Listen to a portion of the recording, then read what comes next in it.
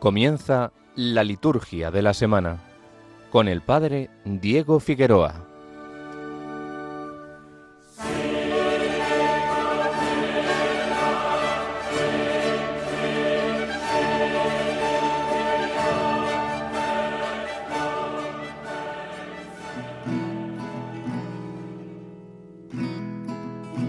Everybody's talking at me. I don't hear a word they're saying, only the echoes of my mind.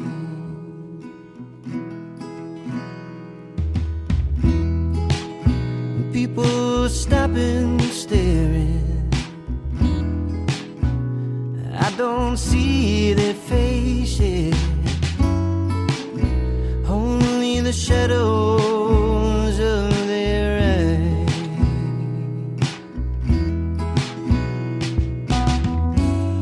I'm going where the sun keeps shining through the pouring rain. I'm going where the weather suits my clothes.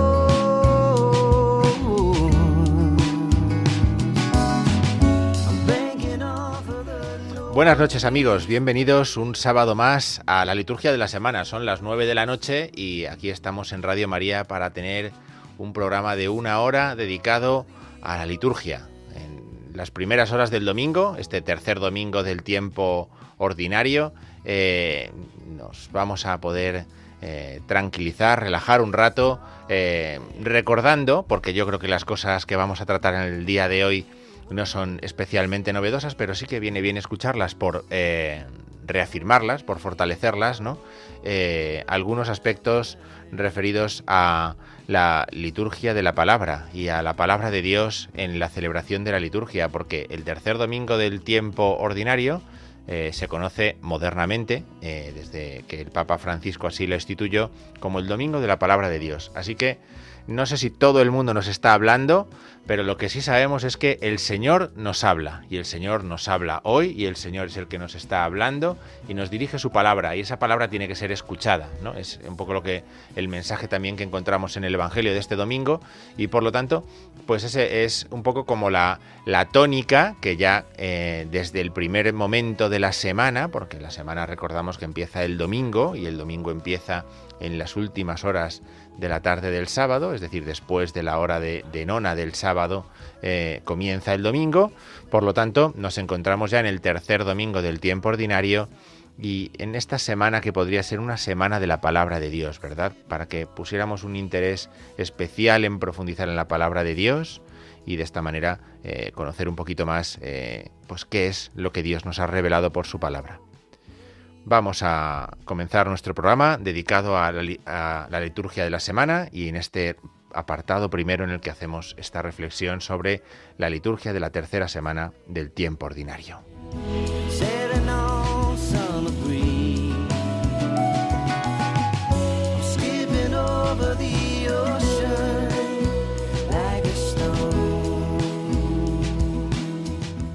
Tercera semana del tiempo ordinario. Tercer domingo, este en el que ya estamos, que está marcado por el relato del Evangelio. Mateo 4, 12, 23. Si hacemos un pequeño ejercicio de memoria, recordaremos que el primer domingo del tiempo ordinario, o también llamado Domingo del Bautismo del Señor, con el que cerramos el tiempo de la Navidad, nos contaba el relato de Jesús que aparece en el Jordán. El domingo pasado, si recordamos, domingo segundo del tiempo ordinario, Jesús aparece como el Cordero de Dios que quita el pecado del mundo, así es como Juan llamaba a Jesús en el Evangelio del domingo pasado, y Jesús aparece nuevamente en este tercer domingo del tiempo ordinario, aparece en los territorios de Zabulón y de Neftalí, en la Galilea de los gentiles, para cumplir con una profecía de Isaías que nos recuerda el evangelista San Mateo. ¿Qué significa esto? Que Jesús vuelve a aparecer en primer lugar. ¿Y cómo aparece? Aparece como la luz en tierras de sombra. Habitaban en tierras de sombra y una luz les brilló. A los que tengan un poquito de memoria, claramente esto les recuerda a la Navidad, ¿verdad? Que también escuchábamos esta lectura de Isaías que vamos a escuchar en la primera lectura. En definitiva, nos encontramos con que el tercer domingo del tiempo ordinario nos ofrece en este ciclo de Mateo, en el que nos encontramos una mirada hacia un Jesús que en medio de las tinieblas pone la luz. En medio de las tinieblas pone la luz. Caray, esto es ir al Génesis, ¿verdad? Esto es ir al principio de la creación. ¿Qué es lo que hace Dios al principio de la creación? Separa las tinieblas de la luz. Hágase la luz y separa las tinieblas de la luz. ¿Qué es lo que nos presenta San Mateo? Que Jesús separa, en las tinieblas aparece como la luz. Qué forma tan preciosa del evangelista de decirnos que nos encontramos ante una nueva creación, ante un nuevo principio, porque Jesús, la palabra que existe desde siempre y para siempre, se ha presentado en medio de los hombres para ofrecerles una luz. Y esta es la primera idea que la liturgia de la palabra nos deja en este domingo tercero del tiempo ordinario. Qué importante en momentos tan duros como los que hemos vivido esta semana en España, ¿verdad? Accidente ferroviario, tanto sufrimiento, tanto dolor, tantos muertos, que hoy nos encontremos con que la palabra de Dios nos dice que en medio de la tiniebla aparece la luz. Jesús es el que viene a poner la luz y por lo tanto la vida en medio de los hombres. Este es el primer mensaje que nos deja la palabra de Dios, pero nos deja otro justo a continuación, y es que Jesús aparece junto al lago de Galilea y llama a los primeros discípulos para que le sigan. La palabra de Dios es una palabra que nos llama. La palabra de Dios no es una palabra entre otras, es la palabra de Dios que viene a llamarnos, a que participemos de su vida divina, a que participemos de su luz, que ha aparecido incluso en las tinieblas, en los territorios más oscuros, en los momentos de mayor soledad o de mayor dificultad. Por eso Jesús, en el Evangelio que vamos a escuchar mañana, pues lo que hace es llamar a los primeros discípulos. Aparece, ilumina y llama para que algunos se vayan con él. Ha comenzado la misión del Evangelio, ha comenzado el anuncio de la palabra de Dios como luz para todos los hombres, porque Jesús ha aparecido en un lugar de oscuridad, el territorio de Zabulón y de Neftalí, ha aparecido para llevar la palabra de Dios. Esta es la idea del Evangelio que vamos a escuchar mañana en misa. O bueno, si hemos estado esta tarde, a los que ya nos ha tocado misa de 7, pues ya nos ha tocado este evangelio tan bonito del tercer domingo del tiempo ordinario, que está, como sabemos bien, preparado por la primera lectura, la profecía de Isaías de la que hemos hablado. Isaías 8 es la lectura que se va a proclamar como primera lectura y que ciertamente engancha, prepara, anuncia lo que después Jesús va a mostrar como cumplido. El Salmo, pues entre los que podríamos imaginar, si no lo sabemos, que podría cantarse mañana, pues sí, el Salmo 26, el Señor es mi luz y mi salvación. El Señor es mi luz. Ven como el elemento de la luz, Jesús como la luz, aparece aquí claramente. El Señor es la defensa de mi vida. ¿A quién temeré? ¿No? Este es el argumento. La consecuencia de lo que Jesús es lo que supone para nosotros, ¿no? Y lo que supone para nosotros es que no tenemos que temer. El Salmo es la respuesta que la Iglesia da a la palabra que se ha proclamado en el primer lugar. Y por lo tanto, así vamos entrando también nosotros en esa dinámica del Evangelio. La segunda lectura, que como sabemos bien en el tiempo ordinario no tiene nada que ver con las otras tres, la primera, el Salmo y el Evangelio, podríamos decir que forman una unidad. La segunda lectura no forma ninguna unidad en el tiempo ordinario, sino que va por ella por libre, ¿no? Entonces la segunda lectura es simplemente ir escuchando cartas apostólicas, en este caso la primera carta a los Corintios, que ya escuchábamos el domingo pasado el principio y escuchamos la continuación porque estamos en el capítulo primero, ¿no? Entonces lo que quiere es ofrecer como otra vía de reflexión, por eso va por otro lado, ¿no? Lo que quiere es no dejar un solo camino, sino ofrecer una segunda vía de reflexión, pues para otro momento de oración, para la predicación. Bueno, no hay que forzar a que encaje porque no se ha puesto con la intención de que encaje, ¿vale? Entonces esa es la segunda lectura de este domingo, que como decíamos es Domingo de la Palabra de Dios. También viene bien recordar que mañana se cierra el octavario de oración por la unidad de los cristianos. Esta semana que hemos pasado orando intensamente por la unidad de los cristianos, de los que hemos recibido un mismo bautismo, pues esta semana se cierra mañana. Mañana, por ser 25 de enero, que suele celebrarse la conversión de San Pablo, el 25 de enero se celebra la conversión de San Pablo, pero al caer en domingo, pues no se celebra la conversión de San Pablo este año, esa fiesta se pierde, aunque sí que queda como la clausura de este octavario. Bien, y entramos en la semana, en los días feriales, que esta semana tercera del tiempo ordinario son mayoritarios, ¿no? Son mayoritarios. El lunes, pasado mañana, celebraremos a los santos Timoteo y Tito, obispos, dos de los primeros discípulos de Pablo, a los que Pablo sitúa al frente de dos de sus comunidades y a los que escribe cartas. Por eso la primera lectura, aun siendo una memoria, porque es solamente una memoria, la primera lectura cambia y se nos ofrecen dos lecturas, o la posibilidad de hacer una lectura de la segunda carta del apóstol San Pablo a Timoteo, o la de hacer una lectura del capítulo primero de la carta a Tito, para que podamos aprovecharnos también nosotros de lo que Pablo enseña a estos obispos, a los que ha dejado al frente de las comunidades cristianas. Fíjense que en las memorias nosotros no cambiamos las lecturas. Solamente se cambia una lectura en una memoria cuando la lectura está directamente referida al santo que se celebra, ¿no? Como tenemos lecturas referidas a Timoteo y a Tito, se cambian las lecturas, ¿no? Se cambia la primera lectura. Por ejemplo, otro caso, San Bernabé, ¿no? Otro caso, Santa Marta. Bueno, son personajes que aparecen en las lecturas de la palabra de Dios y por eso en esos días se cambian. Si no, las lecturas permanecen en las memorias, las lecturas propias de feria, y seguimos el ritmo normal, que es lo que nos permite tener una continuidad en la enseñanza que nos ofrece la palabra de Dios. Así que, pues eso, podremos elegir el lunes entre una lectura de Timoteo, de Pablo a Timoteo, y otra de Pablo a Tito. El Evangelio es Marcos 3. En Marcos 3 nos quedamos la semana pasada. Nos hemos quedado la semana pasada, justo hoy sábado por la mañana, nos hemos quedado en Marcos 3, ¿no? Entonces, bueno, pues Marcos 3 que veníamos leyendo, Marcos 3 seguiremos leyendo. Un reino que está dividido no puede subsistir, ¿no? Bueno, pues Satanás también así está perdido. Eso es lo que veía el Señor y nos anuncia en Marcos 3. El Salmo, fíjense, el Salmo siempre va con la lectura.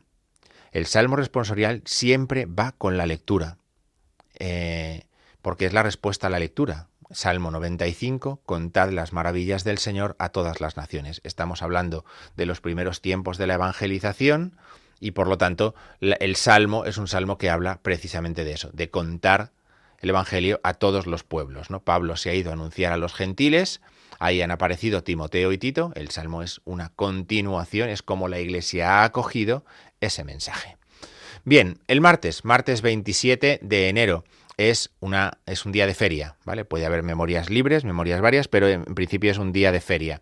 Y aquí sí que volvemos a las lecturas que estábamos escuchando la semana pasada. Hemos estado escuchando el primer libro de Samuel y estamos ya en el segundo libro de Samuel. Es la historia de David, ¿verdad? Recuerdan, escuchamos la unción de David y Goliat, bueno, todos esos pasajes de la historia de David. Y el martes nos vamos a encontrar con un pasaje muy importante, cómo David lleva el arca a la tienda donde va a estar hasta que Israel tenga un templo. David lleva el arca con todo el pueblo en gran fiesta hacia la tienda en la que va a permanecer el arca de la alianza. Ese episodio es un episodio precioso que vamos a escuchar el martes por la mañana. Y Marcos 3 también es el Evangelio del del día martes 27. El miércoles 28, tenemos una memoria obligatoria, Santo Tomás de Aquino, uno de los más grandes doctores de la Iglesia, uno de los más grandes maestros, cuya enseñanza es necesario conocer para poder hablar de cualquier cosa, a menos en lo que tiene que ver con la teología. Y en otras muchas cosas que no tienen que ver con la teología, también, ¿no? Santo Tomás de Aquino es una referencia por su sabiduría, por su escucha de la voluntad de Dios y por su capacidad para, de forma pedagógica, expresar y explicar la verdad revelada. Entonces, Santo Tomás de Aquino es memoria obligatoria que haremos el miércoles 28. Seguiremos leyendo el segundo libro de Samuel, la promesa que Dios hace a David de una descendencia. Cuando David quiere construir un templo, lo que se encuentra es que Dios le promete una descendencia, y esa promesa es la que vamos a escuchar el miércoles, y el Evangelio, Marcos 4, es la parábola del sembrador. Salió el sembrador a sembrar, ¿no? Esto es lo que vamos a escuchar, la parábola del sembrador y la explicación el próximo miércoles, día 28 de enero. El jueves 29, segundo libro de Samuel, capítulo 7, aparece Salomón.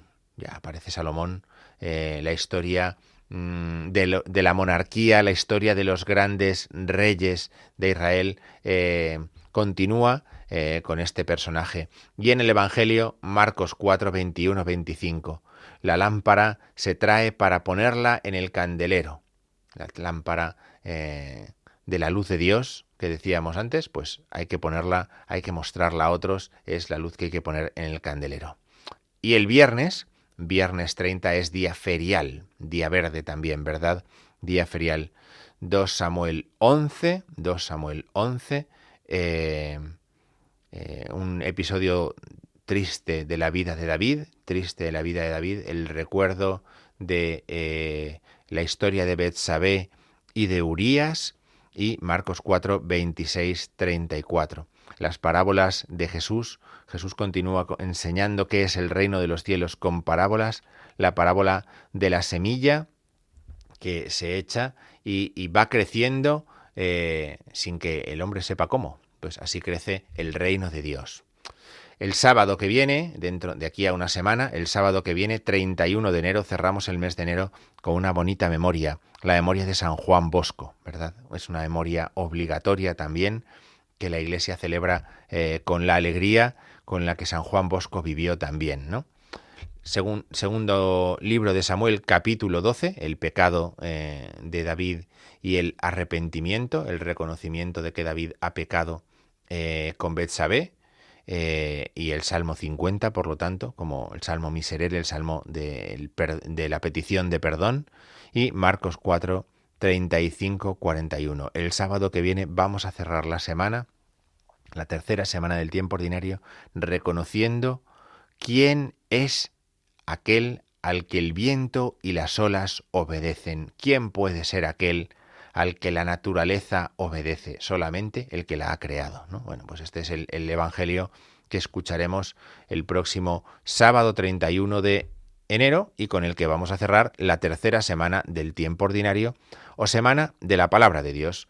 Bueno, pues hasta aquí ha llegado nuestro repaso en este programa La Liturgia de la Semana, nuestro repaso de la liturgia de la semana, esta tercera semana del tiempo ordinario.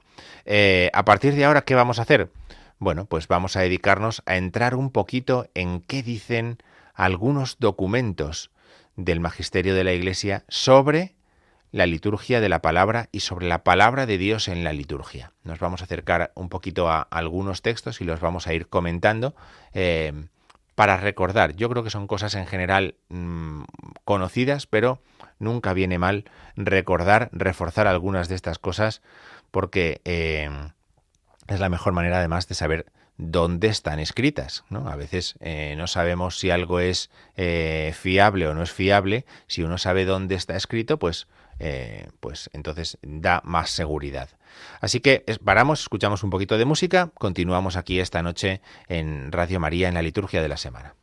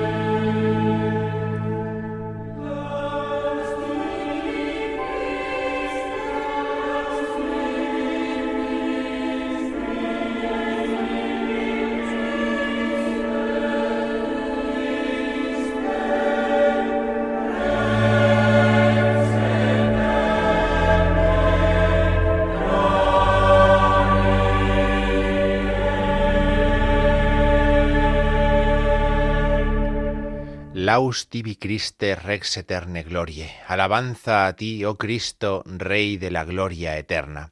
Este es un canto que la Iglesia hace tradicionalmente en dos circunstancias. Es un canto que sustituye al aleluya en los tiempos en los que no se puede cantar aleluya, como por ejemplo la Cuaresma, ¿no?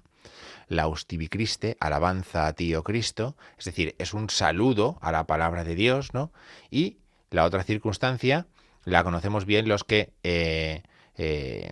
celebramos o participamos en la celebración de la Iglesia en otros ritos, como el rito hispano, por ejemplo, que saluda al Evangelio así: alabanza a ti, oh Cristo, siempre, ¿no? Alabanza a ti, oh Cristo, Rey de eterna gloria. Es una antífona que tiene esta intención de saludar a Cristo, que se hace presente en su palabra. Cristo se hace presente en su palabra, así es como lo hemos aprendido, y por lo tanto tiene que ser saludado con veneración, tiene que ser saludado con un respeto especial en la proclamación del Evangelio.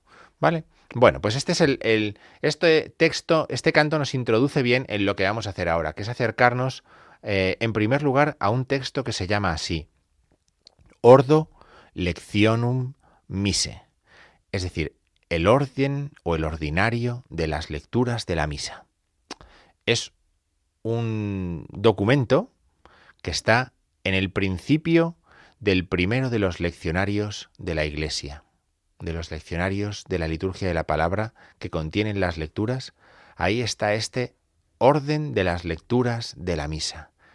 Todos los libros litúrgicos tienen un documento que los introduce, ¿verdad?, que los explica, y este es el que explica las lecturas o los leccionarios o el rito de la liturgia de la palabra.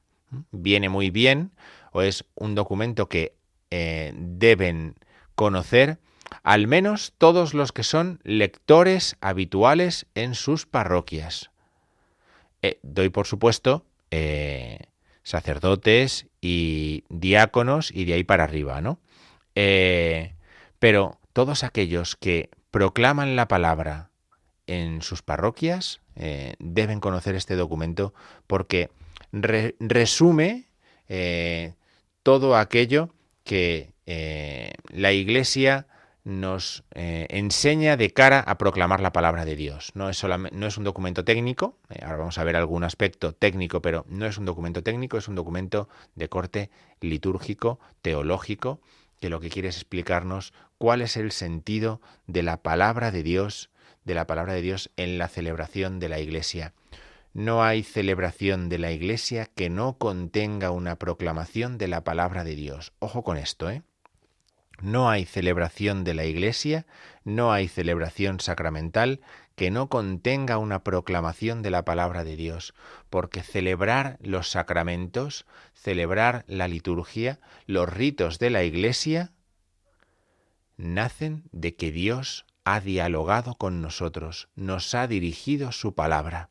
Y como Él nos ha dirigido su palabra, con la fuerza de esa palabra, la Iglesia se encuentra en que celebra sacramentos. Por eso, la liturgia de la palabra nunca falta en una celebración sacramental. Vamos a un bautizo, ¿no? Yo he tenido bautizos esta mañana en la parroquia. Siempre hay una proclamación de la palabra de Dios, donde además los que participamos en el bautizo descubrimos que es el Señor el que ha mandado bautizar, por ejemplo, ¿no? Bueno, pues así tantas y tantas cosas. Este documento, Ordo Lectionum Mise, lo repito el nombre por si alguno lo quiere buscar en internet, donde por supuesto se encuentra todo y también se encuentra este documento, lo pueden buscar también en su casa y así lo tienen localizado, ¿no? Dice algo tan importante como esto en el número 3. Fíjense, dice, en las distintas celebraciones y en las diversas asambleas de fieles que participan en dichas celebraciones, se expresan de modo admirable los múltiples tesoros de la única palabra de Dios, ya sea en el transcurso del año litúrgico, en el que se recuerda el misterio de Cristo en su desarrollo, ya en la celebración de los sacramentos y sacramentales de la Iglesia, o en la respuesta de cada fiel a la acción interna del Espíritu Santo, ya que entonces la misma celebración litúrgica, que se sostiene y se apoya principalmente en la palabra de Dios, se convierte en un acontecimiento nuevo y enriquece esta palabra con una nueva interpretación y una nueva eficacia. ¿Se acuerdan de lo que les decía hace un momento del Evangelio de este domingo? La aparición de Cristo en los territorios de la Galilea, ¿qué supone? Como una nueva creación, ¿no? Como una nueva presencia, a partir de la que todo se hace nuevo del mismo Dios, ¿no? Bueno, pues esto es lo que decía también este documento. Dice, se convierte en un acontecimiento nuevo y enriquece esta palabra con una nueva interpretación y una nueva eficacia. De este modo, en la liturgia, la Iglesia sigue fielmente el mismo sistema que usó Cristo en la lectura e interpretación de las Sagradas Escrituras. Fíjense, el mismo sistema que utilizó Cristo. ¿Qué manera de situarnos y de situar nuestras celebraciones en un contexto adecuado? ¿Cuál es ese sistema? Hoy se cumple esta escritura que acabáis de oír. El hoy, el presente. La celebración de la Iglesia, al proclamar la palabra de Dios, nos introduce en el presente de Cristo, de tal manera que ciertamente podemos decir no solamente que Cristo se hace presente en su palabra, sino que además lo hace de una forma eficaz. Cristo no viene y se sienta ahí como un pasmarote, pues aquí está Cristo en nuestra celebración. No. Cristo se hace presente de una manera eficaz. Es decir, es Él el que proclama su palabra para que la creamos, para que creamos en el Señor. Por eso, la celebración de la Iglesia, la liturgia, si es verdadera liturgia, siempre contendrá la proclamación de la palabra de Dios. Puede ser más amplia, puede ser más breve, puede ser con más lecturas, puede ser con menos lecturas, ¿no? Cada celebración es distinta, pero siempre contendrá una proclamación de la palabra de Dios. Dice un poquito más adelante este documento cuando trata de explicar cuál es el sentido de la palabra de Dios en la acción litúrgica. Bueno, lo estamos adelantando, ¿no? Pero dice así, dice, en la celebración litúrgica la palabra de Dios no se pronuncia de una sola manera, ni repercute siempre con la misma eficacia en los corazones de los que la escuchan, pero siempre Cristo está presente en su palabra y realizando el misterio de salvación, santifica a los hombres y tributa al Padre el culto perfecto. Bueno, esto es fundamental para los que celebramos y participamos en la celebración de los sacramentos. Esto es fundamental. Por encima de todo está lo que sabemos, lo que la fe nos dice, que es que Cristo está presente en su palabra cuando celebramos los sacramentos. Y en cada uno de nosotros, decía, no siempre repercute con la misma eficacia en los corazones de los que la escuchan. Es decir, la misma palabra que se proclama en una lectura, en una misa, en una iglesia donde hay 300 personas, no crea el mismo efecto en esas 300 personas. No tenemos que querer que cree el mismo efecto en las 300 personas, porque las 300 personas tienen 300 vidas distintas y el Espíritu Santo puede ser infundido en cada una de esas 300 personas de una forma distinta. Por eso a mí me puede poner los pelos de punta esa palabra, a otro le puede no decir absolutamente nada, a otro le puede hacer entristecerse y hasta las lágrimas, a otro le puede simplemente sugerir algo, y a otro lo que ha hecho es sembrarle la semilla de la palabra para cuando tenga que sembrarla. Pero no estamos obligados a que la palabra de Dios nos haga reaccionar como hace reaccionar a otros esa misma proclamación de la lectura. Lo que sí tenemos que saber es que Cristo nos ha hablado en esa proclamación de las lecturas, que Dios se ha hecho presente en proclamar esas lecturas. Por eso uno se va tan tranquilo y tan contento cuando ha escuchado las lecturas de la misa, cuando termina la misa, se va tan contento porque ha escuchado la palabra de Dios.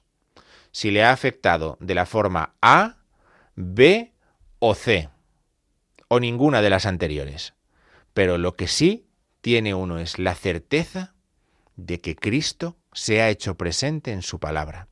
Continúa diciendo así, dice, más aún, la economía de la salvación que la palabra de Dios no cesa de recordar y de prolongar, alcanza su más pleno significado en la acción litúrgica, de modo que la celebración litúrgica se convierte en una continua, plena y eficaz exposición de esta palabra de Dios.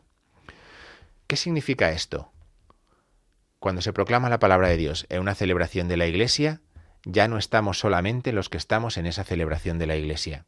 Lo que ha hecho esa proclamación de la palabra de Dios es introducirnos en la economía de la salvación. Es decir, nos abre a una perspectiva infinitamente más grande. Nos sitúa dentro de una historia de salvación que comienza en la creación del mundo y que concluirá con la vuelta del Señor, que no afecta solamente a los que estamos en Cuatro Vientos, en Madrid, en España, sino que afecta a todos aquellos que forman parte de esa historia de la salvación. Es decir, tenemos que tener una perspectiva amplia cuando participamos en la celebración de la Iglesia. No es mi misa, como tantas veces hemos dicho, no es la misa de mi grupo, no es la misa de los nuestros, de los rubios, de los morenos, de los del Madrid o de los de lo que sea. Es la celebración de la Iglesia. Eso es tener una perspectiva católica, universal, ¿no? La economía de la salvación de la que formamos parte se manifiesta cuando nosotros proclamamos la palabra de Dios. De hecho, así lo explica el documento un poquito más adelante. Dice, la Iglesia anuncia el único e idéntico misterio de Cristo cuando en la celebración litúrgica proclama el Antiguo y el Nuevo Testamento. Cristo es centro y plenitud de toda la Escritura y también de toda la celebración litúrgica. Por eso han de beber de sus fuentes todos los que buscan la salvación y la vida. ¿Ven? Como es Cristo el que se hace presente, en la celebración de la Iglesia, lo que hacemos es entrar en esa relación de todos los que se han relacionado con Cristo. Y ahí evidentemente necesitamos el Antiguo y el Nuevo Testamento. Son dos referencias necesarias, el Antiguo y el Nuevo Testamento. Qué importantes son las escuelas de Biblia, los cursos de Biblia, aprender sobre la palabra de Dios. Los programas de Radio María sobre la Sagrada Escritura son fundamentales, porque es la manera de que vayamos entrando en esa dinámica y comprendiendo mejor la palabra de Dios. Bien, Una última cosa, y nos vamos a poner un poquito de música. Dice este documento, dice: cuando Dios comunica su palabra, espera siempre una respuesta que es audición y adoración en espíritu y verdad. El Espíritu Santo, en efecto, es quien da eficacia a esta respuesta para que se traduzca en la vida lo que se escucha en la acción litúrgica. Según aquella frase de la Escritura, llevad a la práctica la palabra y no os limitéis a escucharla. Fijaos, ¿qué significa esto? Significa que la palabra de Dios tiene una mirada muy amplia, es decir, tiene una continuidad después de la celebración. Lo que sucede en la palabra de Dios es importante, dice el documento. Las actitudes corporales, los gestos y palabras con que se expresa manifiesta la participación de los fieles. Claro, pero después de la celebración, uno tiene que llevar esto a la vida. Uno tiene que buscar la manera de que esa palabra se manifieste en la vida. Por eso, el darle continuidad. Por eso, cuando explicamos cada semana la liturgia de la semana, lo que hacemos es darle la continuidad de toda la semana. Porque lo que escuchamos el domingo tiene que ser rumiado durante toda la semana. Y aparece. Y cuando vuelve a aparecer, tenemos que pensar por qué ha aparecido ahora. ¿Por qué he recordado este texto? ¿Qué es lo que tiene? ¿Qué importancia tiene que haya quedado en mí esto? Bien, bueno, hacemos una pequeña parada musical, escuchamos un poquito de música y continuamos aquí en la liturgia de la semana.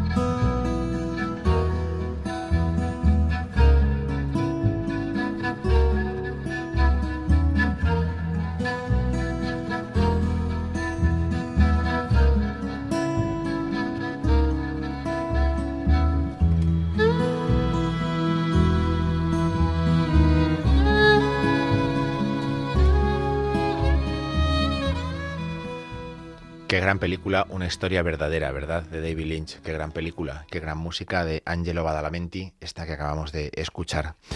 Bien, vamos a continuar hablando de la liturgia de la palabra. Vamos a continuar hablando de este documento que hemos dicho, Ordo Lectionum Missae, el ordinario de las lecturas de la misa, que dedica un segundo capítulo, en primer lugar, a la celebración de la liturgia de la palabra en la misa, y por lo tanto se fija en los elementos de la liturgia de la palabra en la celebración de la Eucaristía. El primero y más importante son las lecturas bíblicas. Las lecturas bíblicas no significa que haya otras lecturas no bíblicas. Nos está diciendo que las lecturas que se hacen en la misa son lecturas de la Biblia. ¿Vale? Esto lo repite el documento en varias ocasiones. No está permitido que en la celebración de la misa las lecturas bíblicas, junto con los cánticos tomados de la Sagrada Escritura, sean suprimidas, ni recortadas, ni, cosa todavía más grave, sustituidas por otras lecturas no bíblicas. Bien, ¿y por qué? ¿Qué intransigencia esta de la Iglesia? ¿A qué viene este empeño en que tengamos que escuchar el incomprensible libro de las crónicas o de lo que sea, en lugar de escuchar el bonito poema que mi abuelo hizo hace no sé cuántos años? Pues por una razón muy sencilla, dice el documento.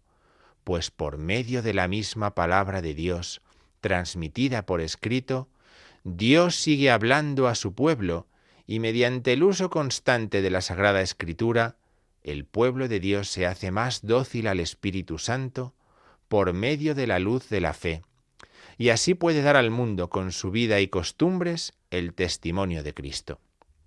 Ven, esto es por lo que no podemos prescindir de la palabra de Dios, porque por medio de ella Dios nos sigue hablando. No solamente es que Dios nos sigue hablando, es que tenemos la certeza de que Dios nos sigue hablando. A lo mejor con la poesía de mi abuelo, que es una poesía estupenda y maravillosa, pues es otra cosa la que nos habla. Pero es Dios el que nos sigue hablando cuando se proclama la palabra de Dios. Por eso no prescindimos de ella. Todas las lecturas que se escuchan en la liturgia de la palabra, en cualquier celebración sacramental, pertenecen a la palabra de Dios, a la Biblia.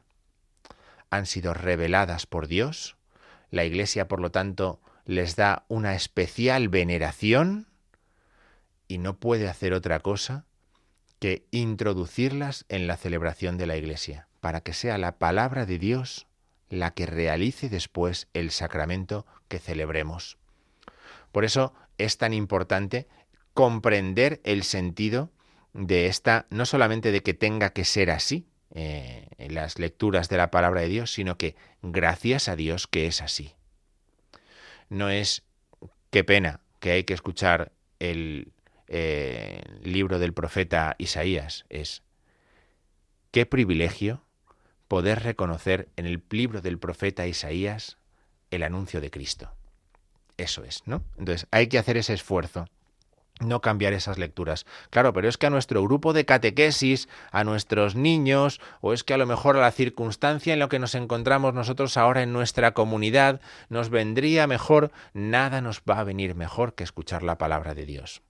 Ya habrá tiempo para que hablemos de otras cosas, pero si estamos en la celebración de la Iglesia, las lecturas son las lecturas reveladas, son las de la palabra de Dios, de las cuales la cima, el punto más alto, es el relato del Evangelio. La proclamación del Evangelio constituye la cima de la liturgia de la palabra.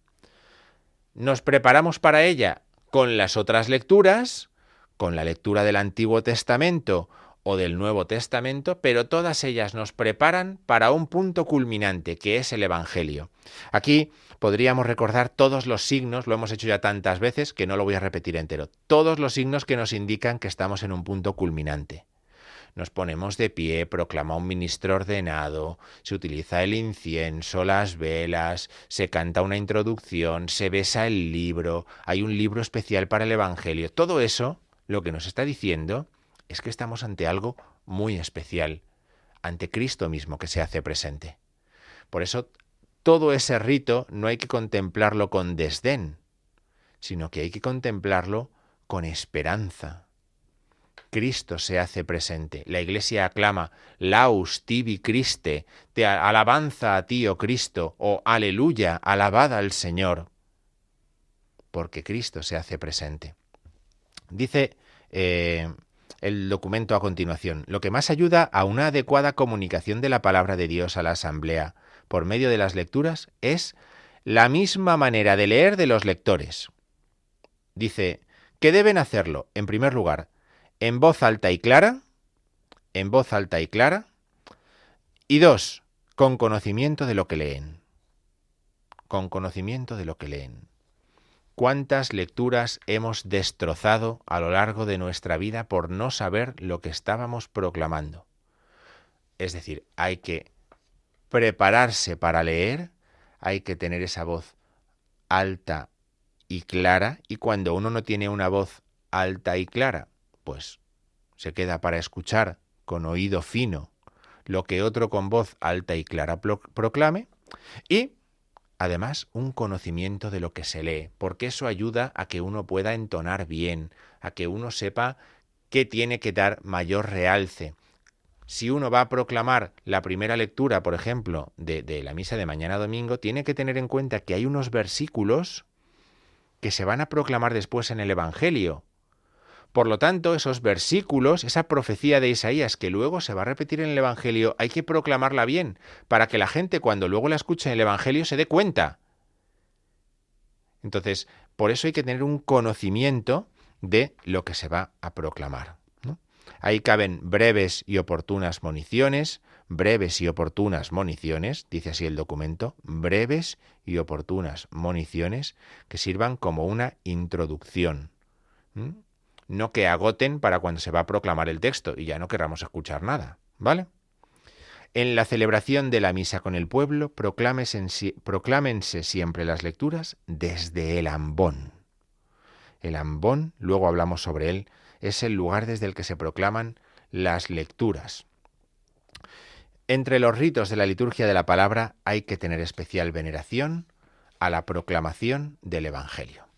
Bien, aquí nos recuerda también el documento la importancia que tiene el Salmo responsorial, llamado gradual también.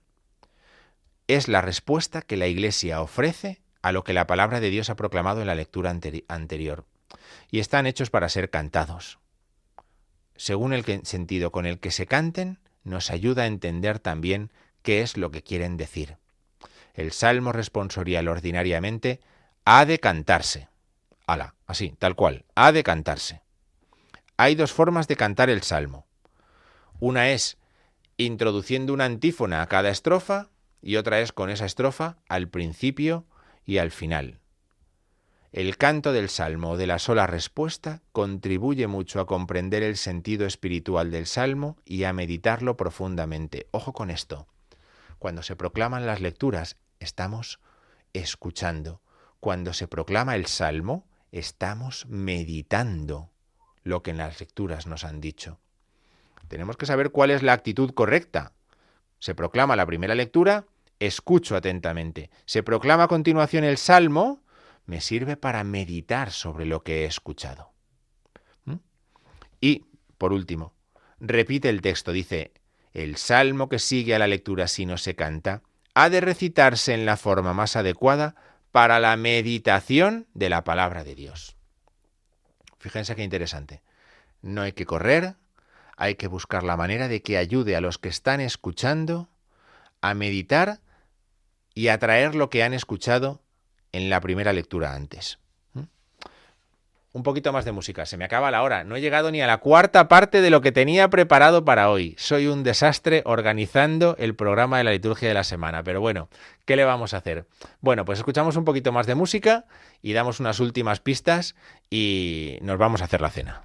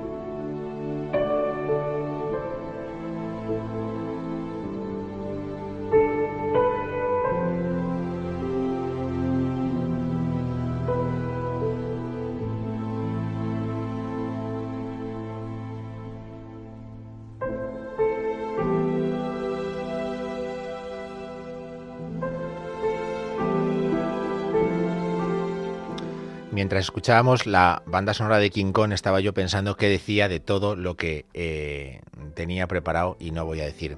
En primer lugar voy a decir, a recordar, estábamos hablando antes del ambón, he dicho, vamos a decir después algo sobre el ambón. Pues le voy a decir algo sobre el ambón para que no digan que no he cumplido con lo que había anunciado. Dice, en el recinto de la iglesia debe existir un lugar elevado, fijo, adecuadamente dispuesto y con la debida nobleza, que al mismo tiempo responda a la dignidad de la palabra de Dios y recuerde a los fieles que en la misa se prepara la mesa de la palabra de Dios y del cuerpo de Cristo, y que ayude lo mejor posible a que los fieles oigan bien y atiendan durante la liturgia de la palabra. Por eso se ha de procurar, según la estructura de cada iglesia, que haya una íntima proporción y armonía entre el ambón y el altar. Fíjense, qué interesante. El material la forma, la estructura, la construcción del altar y del ambón tienen que ser parecidas. ¿Por qué? Para que cuando vayamos a misa nos acordemos de que la misa tiene dos partes, la liturgia de la palabra y la liturgia de la Eucaristía, que nos alimentamos primero en la mesa de la palabra y después pasamos a la mesa de la Eucaristía, que entramos a misa y cuando empiezan las lecturas, nuestra mirada no está en el sagrario, no está en el cura que preside, no está en el altar, está en el ambón. Y nos volvemos hacia el ambón. Y después, cuando comience la liturgia eucarística, nos volvemos hacia el altar. Todo eso ayuda a entender también un poquito mejor la celebración de la Eucaristía. Y una última pista también referida al ambón, dice así, conviene que el ambón, de acuerdo con su estructura, se adorne con sobriedad, ya sea de una manera permanente o por lo menos ocasionalmente en los días más solemnes.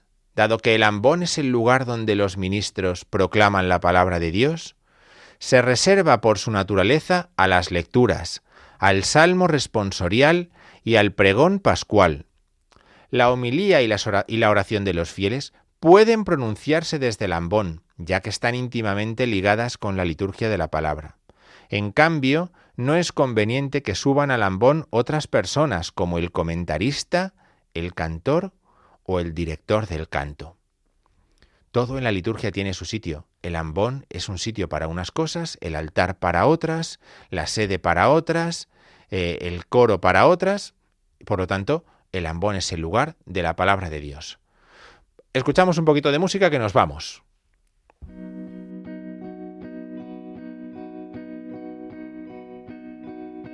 Climb every mountain, search high and low,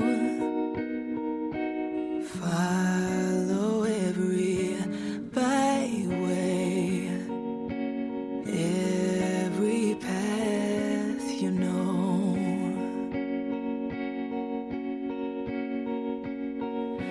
Climb every mountain, oh, ford every stream, follow every rainbow, till you find your dream, a dream that will need all the love you can give. Oh, every day of your life, for as long as you live,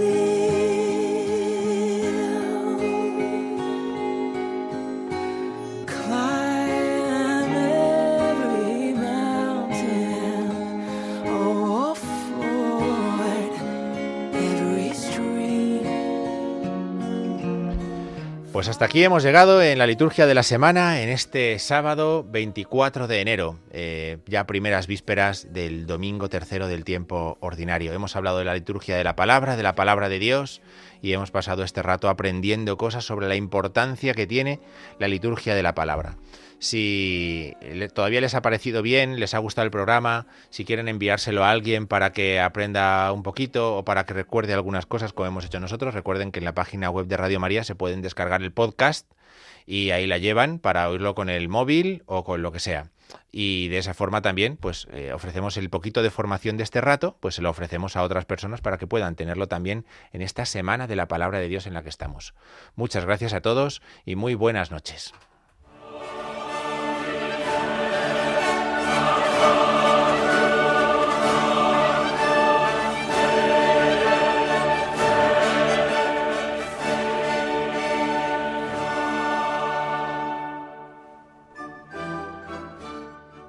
Han escuchado la liturgia de la semana con el padre Diego Figueroa.